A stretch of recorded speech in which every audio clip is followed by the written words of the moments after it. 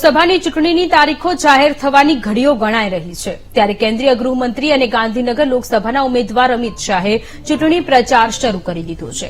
અમદાવાદના ગુરુકુલ રોડ ઉપર ભીડભંજન હનુમાનજીના દર્શન કરી અમિત શાહે પ્રચાર અભિયાનનો પ્રારંભ કરાવ્યો હતો। અમિત શાહ સાથે મુખ્યમંત્રી ભૂપેન્દ્ર પટેલ સહિતના મહાનુભાવો જોડાયા હતા। ગાંધીનગર લોકસભાને દેશમાં નંબર 1 બનાવનાર સાંસદ અમિત શાહને જંગી બહુમતીથી વિજયી બનાવવા મુખ્યમંત્રીએ કાર્યકર્તાઓને આહવાન કર્યું હતું। જ્યારે 30 વર્ષ પહેલા જે તે સમયના કાઉન્સિલર ભૂપેન્દ્ર પટેલ સાથે ભીડભંજન હનુમાનજીના દર્શન કરી વિધાનસભા ચૂંટણી લડવાની શરૂઆત કર્યાની યાદોને અમિત શાહે વાગોળી હતી। લોકસભા ચૂંટણીમાં એનડીએની 400 કરતાં વધુ બેઠકો જીતવાનો અમિત શાહે આશાવાદ વ્યક્ત કર્યો હતો। અને કેન્દ્રીય ગૃહ અને સહકારિતા મંત્રી અમિતભાઈ શાહ સાહેબ હનુમાન દાદાજીના દર્શન કરી અને આજે લોકસભાના શ્રી ગણેશ કર્યા છે।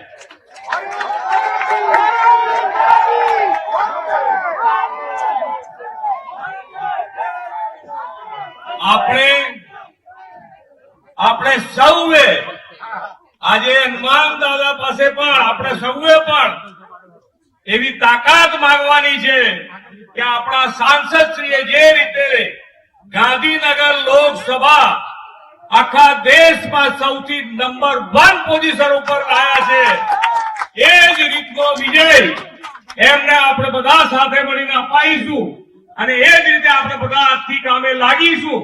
29 વર્ષ પહેલાનું એક દ્રશ્ય મને યાદ આવે છે। ભૂપેન્દ્રભાઈ વખતે કાઉન્સિલર હતા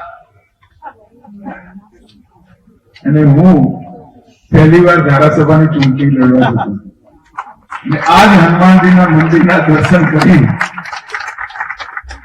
ધારાસભાની ચૂંટણી લડવાની શરૂઆત કરી હતી અને 30 વર્ષ પછી ફરીવાર એ જ હનુમાનજીના શરણમાં આ ફરીવાર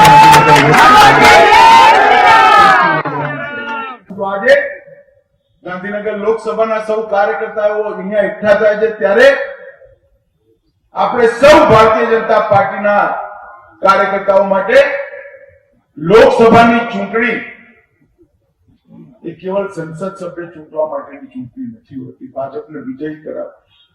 લોકસભાના એક મતદાનનો સંપર્ક આપણે કરીએ, આપણા લક્ષ્યની સાથે, નરેન્દ્રભાઈના લક્ષ્યની સાથે અને જોડીએ। મહાન ભારતની રચનાના સંકલ્પના સાથીદાર એને બનાવીએ અને એના વોટને વિનમ્રતાથી નરેન્દ્રભાઈને વોટ આપવાનો છે એવું કહી એનો વોટ મતપેટી સુધી પહોંચાડીએ એ આપણા સૌની ઇલેક્શન જીતવું એ લક્ષ્ય રાખવું જ જોઈએ ને હોય જ અને જીતવાનું જ છે ડંકાની ચોક પર જીતવું। પરંતુ ઇલેક્શન જીતવાની સાથે સાથે વિનમ્રતાથી દરેક નાગરિકને વિનંતી કરવાનું આપણો ધર્મ નથી।